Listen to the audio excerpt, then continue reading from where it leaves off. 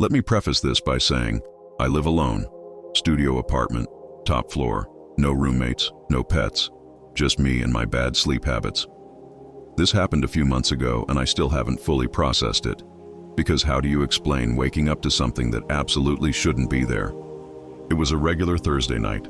I'd fallen asleep watching YouTube, some harmless conspiracy video about dreams or deja vu.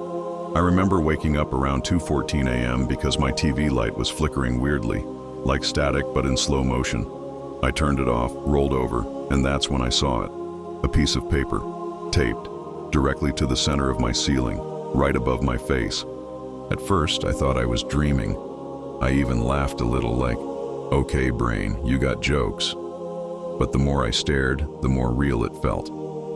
My ceiling fan spun slowly beside it, blowing the edges of the paper just enough to show the tape holding it down.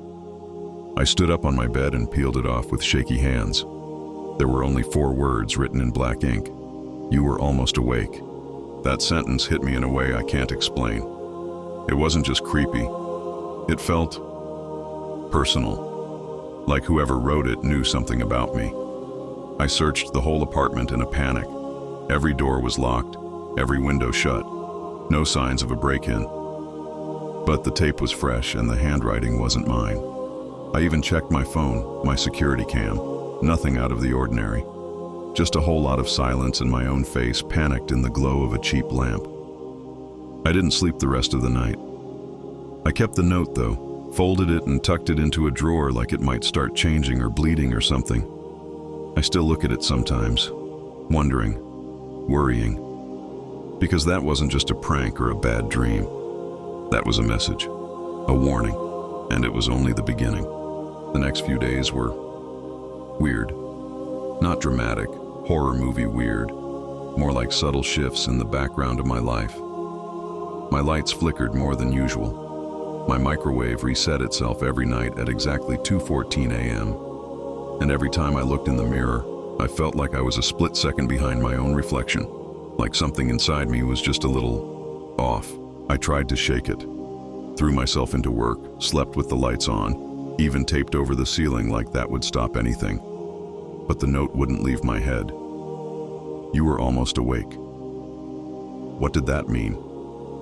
Awake from what? The only sleepwalking I've ever done was during finals week in college when I stress dreamed I was taking a test in my fridge. Then 4 nights later, it escalated. I woke up again. Not in my bed this time, but on the floor beside it.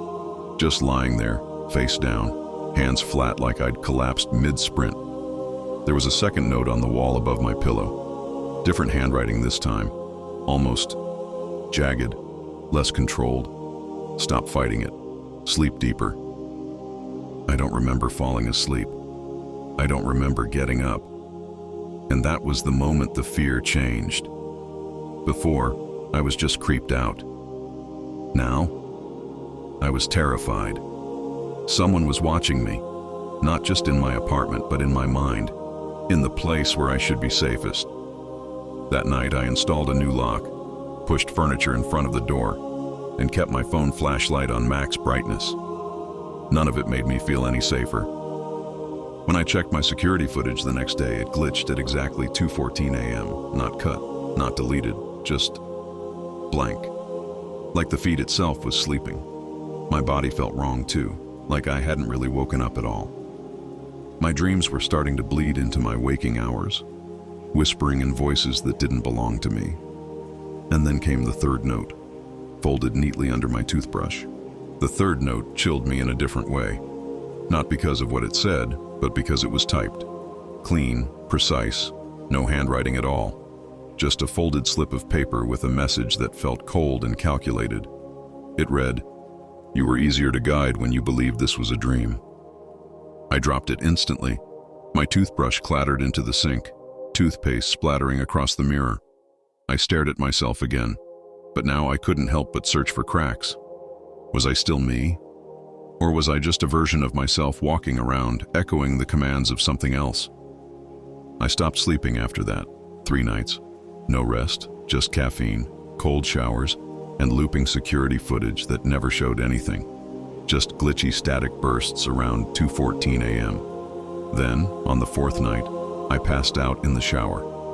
Woke up fully clothed, back in my bed, dry, skin pale and cold. A fourth note was pinned to my chest with a safety pin, right through the fabric of my shirt.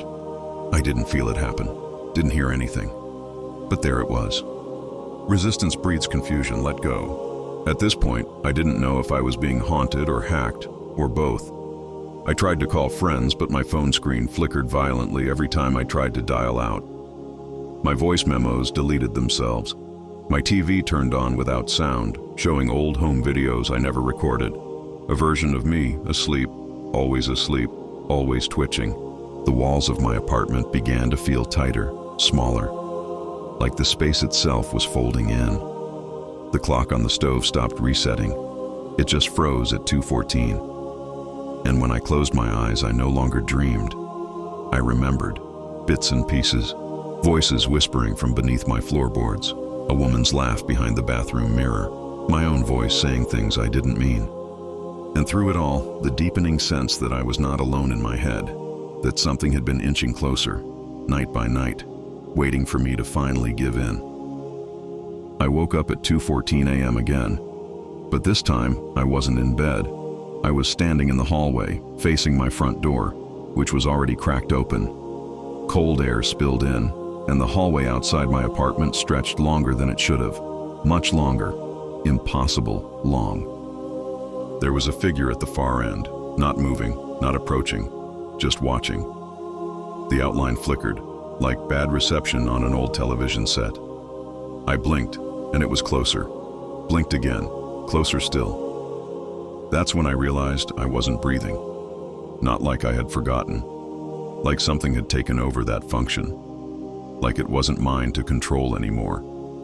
Pinned to the wall beside the door was the fifth note, this one in large bold letters. Come home. I turned to run, but my apartment had changed. Furniture rearranged, walls repainted. My family photos replaced with photos of me standing in places I'd never been, beside people I didn't recognize. In every single one, I was smiling too widely, like a mask had been stretched across my face. The whispers had returned, now louder, layered, like a crowd just out of view. They weren't in English anymore. They weren't even words, just sounds designed to unsettle. I covered my ears, but they were inside my head, under my skin, crawling behind my eyes. The last thing I remember was walking toward the open door.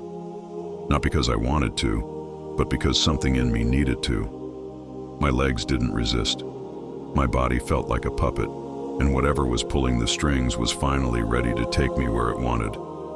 I crossed the threshold into that impossible hallway, and the door slammed shut behind me. No one's seen me since. But sometimes around 2:14 a.m., if you're in the right building, on the right floor, with the right silence, you might hear a knock on your door. No one will be there. Just a note under the mat, and it'll say, "You read the story, now you're part of it."